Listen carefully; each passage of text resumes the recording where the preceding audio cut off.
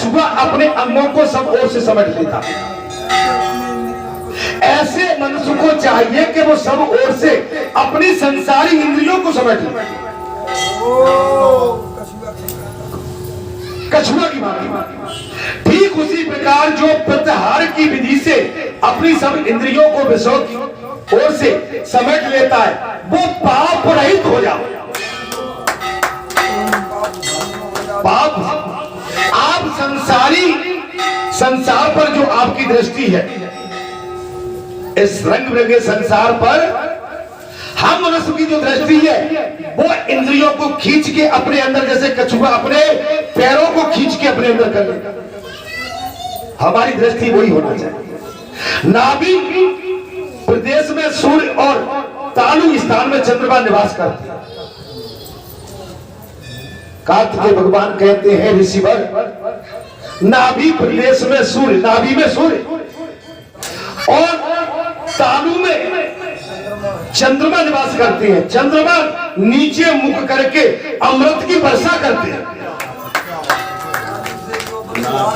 जो लाल टपकती है वही अमृत।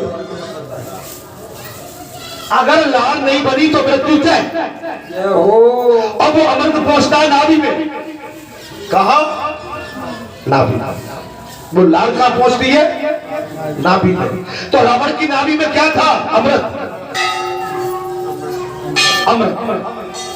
और सूर्य ऊपर की ओर मुंह करके उस अमृत को अपना ग्रास बनाता,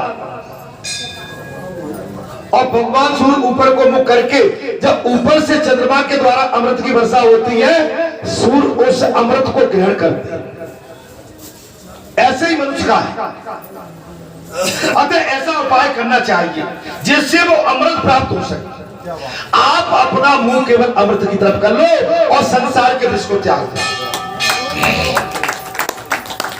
संसार के विष और विषय को, विष और विषय दोनों को त्याग दो। अतः ऐसा उपाय करना चाहिए जिससे वो अमृत प्राप्त हो सके। ऊपर नाभि और नीचे तालु हो जाए, ऊपर सूर्य और नीचे चंद्रमा हो जाए, ऐसे साधन को विपरीत करनी मुद्रा कहते हैं। विपरीत अगर हो जाए ऊपर नीचे तो इसको क्या कहते हैं?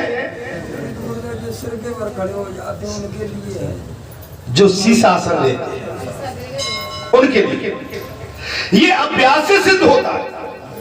आप सर के पर खड़े हो जाए, शीर्षासन कहते हैं।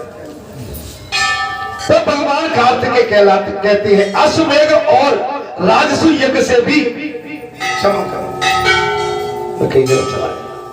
प्राणायाम की विधि को जानने वाला योगी कौवे की चोंच के समान किए हुए अपने मुख से शीतल शीतल प्राण धारक वायु का पान करे धीरे धीरे। कार्तिकेय भगवान कहते हैं वो जरा मृत्यु रहित हो जाएगा, बुढ़ापा नहीं आएगा, चेहरे पर सुगंध नहीं आएगी, चेहरे पर झुर्रियां नहीं आएगी। महाराज लेकिन होइए भाई जो राम ने रखा, झुर्रियां तो फिर भी एक दिन आती है। जो अपनी जिह्वा तुड़ा के चित्र में रखकर उर्दमुख ही अमृत पान रहित देव भाव को प्राप्त हो जाता है, इसमें तनिक भी संशय देवतुल्य हो जाता है। कार्तिकेय भगवान कहते हैं ऋषिवर अगस्त, जो योगी ऊपर की ओर जिह्वा किए स्थिरता पूर्वक अमृत पान करता है, वो 15 दिन में मृत्यु को भी जीत लेता है, मृत्यु पर विजय प्राप्त कर लेता है, मृत्यु को जीत लेता है।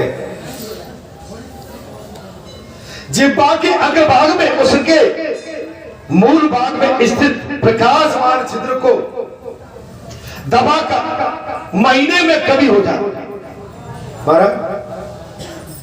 अमृतमयी देवी का ध्यान करता है, वो 6 महीने में कभी हो जाता है। वाणी उसकी कभी के अपने आप छंद बना देता है। वाणी स्वच्छ होना चाहिए। वाणी स्वच्छ कब होगी? हमारा खान पीन शुद्ध होगा, बीड़ी, तंबाकू, पुड़िया, नशीले कोई भी पदार्थ, तरल पदार्थ, गरिष्ठ पदार्थ, इनको अपनी जिह्वा से दूर रखना चाहिए, क्योंकि जिह्वा पे मां भगवती सरस्वती का वास है। जिस योगी का शरीर अमृत से भरपूर हो जाता है, वो 2 ही 3 ऊपर की ओर हो जाता है। वो 2 ही 3 वर्षों में उर्व लेता हो जाता है, आगे की जानने वाला। उसके वीर की गति ऊपर की ओर चली जाती है। वीर बनता है वो नीचे नहीं, वीर नीचे सूखकर उसकी शक्ति, एनर्जी यहाँ आ जाती है, दिव्य दृष्टि ज्ञान हो जाती है। हम बहुत बड़ा माने अनर्थ करते हैं। हम संसार की विलासता में, संसार के संयोग में, भोग विलासता में हम ब्रह्मचर्य को खंडित करके अपने को दुख में, अपने को पीड़ा में डालते, अपने को हम बीमार अवस्था में कर देते, जिसका कोई उपयोग नहीं है, जिसका कोई, केवल हम अपनी वासना के लिए ये दुरुपयोग कर बैठते हैं। अपनी संसारी विलासता और संसार की भूख मिटाने के लिए जे को कर्म कर बैठते, जबकि साधना और ब्रह्मचर्य ही माने सच्ची ऊर्जा है। ताकत कहां से आती है? साधना से। साधना कहां से मिलती है? जब आपका ब्रह्मचर्य मजबूत हो तब।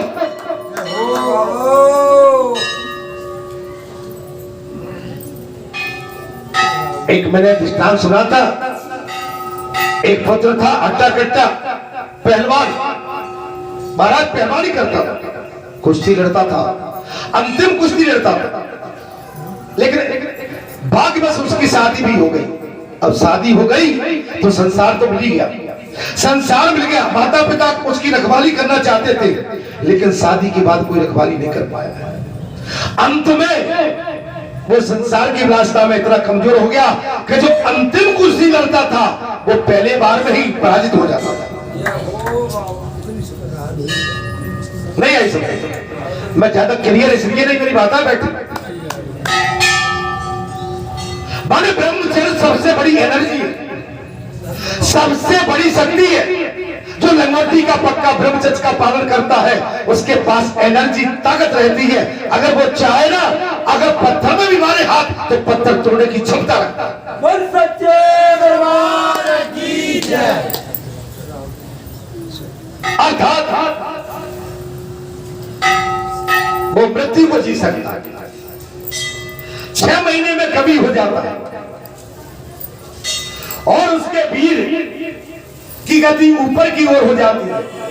जो आत्मा आदि 8 सिद्धियों के उदय का सूचक है, 8 सिद्धियां। जिस योग का यदि तक्षक नाग भी डस ले तो उस पर उसका विष का प्रभाव भी नहीं पड़ता। अगर योगी को, साधक को, सिद्ध को, तपस्वी को, ब्रह्मचर्य को, जो वास्तव में है, अगर एक बार जहर भी पी जाएगा तो जहर को भी हजम करने की शक्ति रखता है।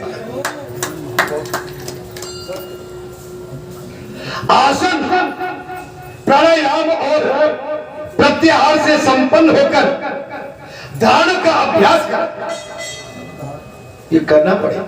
एक दिन नहीं, आज हम 25 साल से बैठे। मैं ये तो नहीं कहता हूं कि मैं योगी हो गया हूं, लेकिन ये 25 साल में बहुत कुछ प्राप्त किया है। आनंद की अनुभूति होती है, माने गले में, बाड़ी में, देखने में, समझने में, कहने में, सुनने में, करने में, चलने में, फिरने में, घूमने में, सब में इतना सब कुछ विवेक आता है कि नहीं, ऐसा कैसे। जय हो बाबा।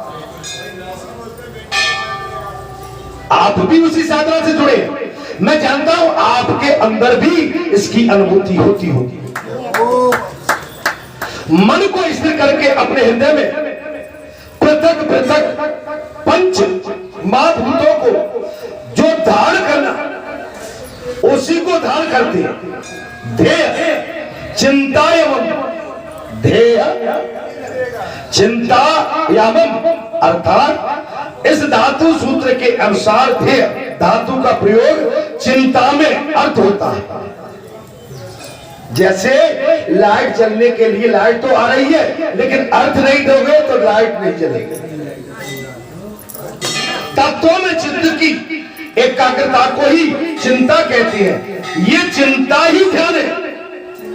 चिंतन, चिंतन माने चिंतन ही ध्यान। ध्यान दो प्रकार का बताया गया है, सगुण और निर्गुण। भगवान कार्तिकेय कहते हैं ध्यान, बुढ़े ऋषिवर कार्तिकेय भगवान ने साफ कह दिया। ध्यान दो प्रकार का बताया गया है, सगुण एवं निर्गुण। रूप रंग आदि के भेद रहित जो चिंतन किया जाता है वो सगुण ध्यान है, निराकार। अगर निराकार में ध्यान किया जाए, कोई रंग नहीं कोई रूप नहीं, ये हो गया सगुण। निर्गुण और सगुण कैसा है कि कोई आकार बना, कोई चित्र बनाकर, किसी का ध्यान आकृति याद करके, ये क्या हो गया महाराज? ये हो गया सगुण। निर्गुण रूप रंग आदि के भेद से जो चिंतन किया जाता है वो सगुण ध्यान है। वो केवल तत्व का विचार निर्गुण ध्यान माना गया। तत्व का विचार हे ईश्वर निर्गुण ध्यान माना गया है। मंत्र सहित ध्यान को सगुण और मंत्र रहित ध्यान को निर्गुण समझना चाहिए। सुखद आसन पर बैठकर भीतर चिंता को बाहर और नेत्र को स्थित करके शरीर को समभाव से रखना चाहिए। शरीर में समानता, समभाव, बराबर का बैलेंस। ये ध्यान की मुद्रा जो है वो अत्यंत सिद्धि दिलाने वाली। अश्वमेध यज्ञ, राशि यज्ञ से भी वो पुण्य नहीं मिलता जिससे स्थिर आसन पर योगी महाराज पुरुष एक बार ध्यान करके पाले, अर्थात उसे समाधि कहते हैं। और महाराज जैसे जल और नमक का मेल होने पर भी उनमें एक जैसा ही वातावरण हो जाता है, ठीक उसी प्रकार आत्मा और मन एकादी समाधि कहलाती है। जब प्राण जनित चंचलता क्षीण हो जाती है और मन देह वस्तु में विलीन हो जाता है, उस समय समरसत्ता का अनुभव होता है। ठीक उसी प्रकार जहां समाधि, जिसे समाधि कहते हैं, जीव आत्मा परमात्मा जो समानता होती है, ठीक उसी प्रकार योगी न तो काल अपना ग्रास करता है और न कर्मों से में लिप्त होता है। अतः अर्ध शस्त्रों से भी उसके शरीर को खंडित करना बड़ा मुश्किल। अर्ध शस्त्रों के माध्यम से योगी के शरीर को खंडित भी नहीं किया जा सकता है। जिस आहार का विहार नियमित है और जिसकी कर्म विषयक चेष्टा भी है, अर्थात और जिसका सोना जागना नियमित रूप से होता है, वो योगी तत्व का साक्षात्कार करता है। नियम, सोना, जगना, खाना, पीना, कहां बैठना, कहां बोलना, किसका खाना, किसका नहीं खाना, कैसे खाना, कब खाना, ये पक्का होना, ये पक्का होना। आप समझ लो कि जहां चाहो भाई नहीं, जब हमने कहीं को जब बैठो बार बार पत्तल पर थाली पर नहीं बैठा जाता है। एक बार विचार करके देख लो। नियमित अगर आहार लिया जाता है तो हमने अगर एक बार प्रातः काल आहार ले लिया तो दिन भर इसकी आवश्यकता फिर नहीं। लेकिन हम कभी ऐसे होते नहीं माने, अच्छा हम जैसे प्रेमी आप जैसे नहीं, एक तो खाई लो तो बेचारे वो भावस पहुंच जाते खाते। ब्रह्म वेत्ता पुरुष विज्ञान में आनंद रूप। आपकी दिनचर्या सेट होना चाहिए, सबसे बड़ा योग है। 9 साढ़े 9 बजे से सो जाओ आप, 8 बजे 7:30 बजे आपका भोजन, मेरी जो दिया बत्ती शाम को 7 बजे अपना बताओ, उसके बाद 7:30 पौने 8 बजे थोड़ा सा कुछ है, और 9 सवा 9 बजे तो मेरी घंटी अपने आप बजने लगी। बाबा ऐसा सबके साथ होता, इधर 4 बजे नहीं, सुबह सवेरे की घंटी अपने आप, ये माने नियम है। अच्छा, जैसे सवेरे हम जल्दी उठेंगे तो दिशा मैदान घूमेंगे, पानी पिएंगे, जल पिएंगे, चाय पिएंगे, स्नान करेंगे और बढ़िया से, और टाइम पर जो 7:30 8 बजे हमारी नाश्ता की भी टाइम है। अब हम 7:30 8 बजे 9 बजे सो के उठे तो नाश्ता कब करोगे? आपको 1 गिलास दूध लेना है या फल फूल लेना है, सेब फल लेना, अनार लेना, पपीता लेना है, दूध लेना 1 गिलास, दलिया खाना, अनार लेना है, आपको कुछ तो लेना पड़ेगा ना भाई। सुबह प्रातः काल पपीता लोगे, 1 गिलास दूध चाहिए, तो आप उठने के साथ 1 गिलास दूध, पपीता या आपका सेब फल या अनार, ये तत्काल तो नहीं आप ग्रहण कर सकते ना, जब तक आप कम से कम 2 ढाई 3 घंटे पहले उठे ना हो। माने हमें प्रॉपर टाइम चाहिए, सिस्टम। दोपहर बढ़िया से 2 ढाई 3 रोटी टिक्कर, और शाम को भी वही 2 3 4 चपाती, बस 2 3 चपाती, दूध 1 गिलास, पूरा फिलअप। सब्जी जरूरी नहीं है कि सब्जी हो, नहीं है तो भाई अपना जैसे भी। देखिए, आप ज्यादा चटपटा खाओगे, ज्यादा मिर्ची खाओगे, ज्यादा तली हुई चीज खाओगे, आपका स्वाद और पेट दोनों खराब हो जाएगा। आप संयमित रहिए, संयमित आपका आहार होना चाहिए। आचरण, तो इसलिए संयम में रहना बहुत बड़ी चीज है। आहार आपका संतुलित, अगर आहार आपका संतुलित नहीं है तो नींद नहीं आएगी, और अगर आपने ज्यादा ले लिया तो रात भर आपको खट्टी डकार आती रहेगी।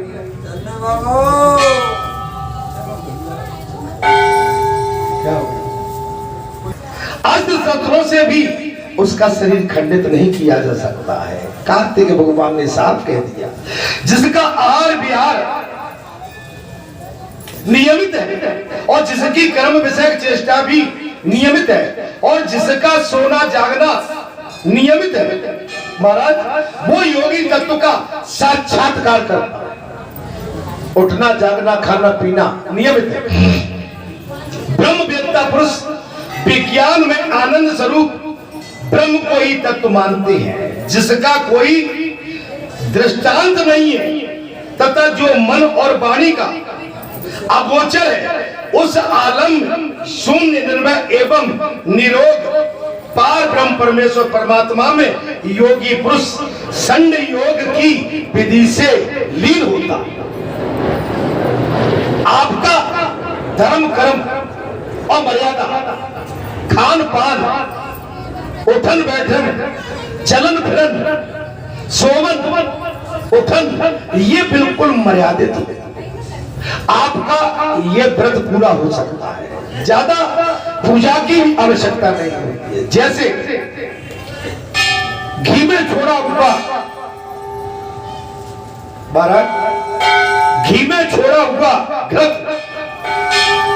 घृत ही होता है और दूध में मिलाया हुआ दूध ही होता है। ठीक उसी प्रकार योगी ब्रह्मा में तन्मय पाठ को प्राप्त होता है। योगी कार्तिक भगवान कहते हैं, योगी विभूति आदि जलहीन वस्तुओं से शरीर मर्दन करे, गर्म जल और नमक को त्याग दे। महाराज गर्म जल और नमक को त्याग दे और सदा दूध का ही सेवन करे, ब्रह्मचर्य का पालन करे, क्रोध और लोभ को जीत ले तथा किसी से भी द्वेष न करे। कार्तिक भगवान कहते हैं, हे ऋषिवर, इस प्रकार 1 वर्ष तक निरंतर अभ्यास करने से मनुष्य योगी कहलाता है। 1 वर्ष के अभ्यास से ही योगी कहलाता है। जो महामुद्रा, खेचरी मुद्रा, उड़ैनी बंद, जलंधर बंद और मूल बंधन को जानता है वो योगी योग सिद्धि का भागी होता है। महाराज महामुद्रा, खेचरी मुद्रा,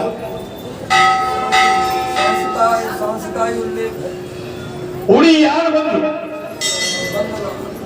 जलंधर बंद, मूल बंधनों को मानता है। ये शरीर की जितनी क्रिया है इनको मानता है वो योगी सिद्धियों का भागी हो जाता है। वो योगी योग सिद्धि का भागी होता है। पूरक, कुंभक, रेचक नामक प्राणायाम नाड़ी समूह को शुद्ध करना और चंद्र तथा सूर्य नाड़ी एवं पिंगला को जोड़ना तथा विकार के हेतु भूत रसों को बलिवान सुखाना, इसकी महामुद्रा कहते हैं। भगवान कार्तिकेय कहते हैं बाएं पैर से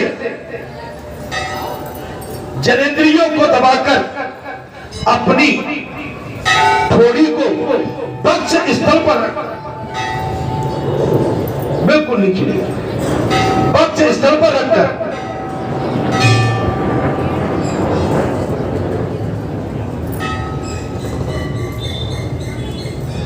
प्राणवायु को अपने उदर से पूर्ण करके धीरे धीरे उसे देर तक बाहर निकालने से महामुद्रा बताई गई है, जो बड़े बड़े पापों का विनाश, राशि का निवारण करने वाली। इस प्रकार इंडा नाड़ी द्वारा प्राणायास अभ्यास करके फिर पिंगला नाड़ी में उसका अभ्यास करें। जब पूरक आदि की संख्या समाप्त हो जाए तब मुद्रा का विसर्जन करें।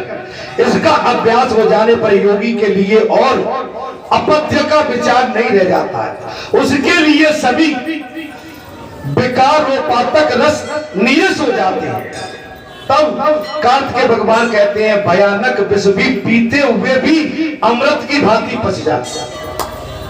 अगर पक्का योगी है तो मैंने पहले बात कह दी थी, एक बार को जहर उसको सर्प भी काट लेगा, जहरीला कोई भी जीव काट लेगा, उसको तत्काल मृत्यु की सैया पर नहीं सुला सकता है। जो महामुद्रा का अभ्यास कर लेता है उसके 6 कोड़ बवासी आप आते, जो इस महामुद्रा का अभ्यास कर लेता है कार्तिकेय भगवान कहते हैं उसके 6 कोड़ बवासी, वायु गोला, अजीर्ण आदि रोग नष्ट हो जाते हैं। यदि उलटकर गई हुई जिह्वा कपाल में छिद्र प्रविष्ट हो जाता है और दृष्टि दोनों बाहों के बीच में स्थिर रहे तो खेचरी मुद्रा होती है। जो खेचरी मुद्रा जानता है वो बाण समूह से पीड़ित नहीं होता है। थोड़ा सा भजन करिए, इसके बाद में थोड़ी कथा बची है, इसको आगे बढ़ाओ।